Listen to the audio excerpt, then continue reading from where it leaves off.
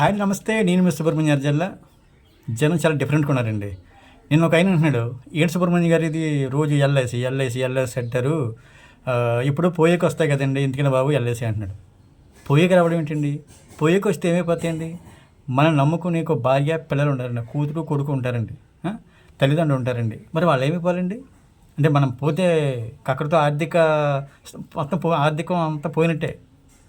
ఫైనాన్షియల్గా ఇబ్బంది పడిపోవాలి అందరూ వెనకాల వాళ్ళు. మనం ఉంటేనే మనం తినాలి, మనం లేనప్పుడు ఇంకా మనకి రాకూడదు.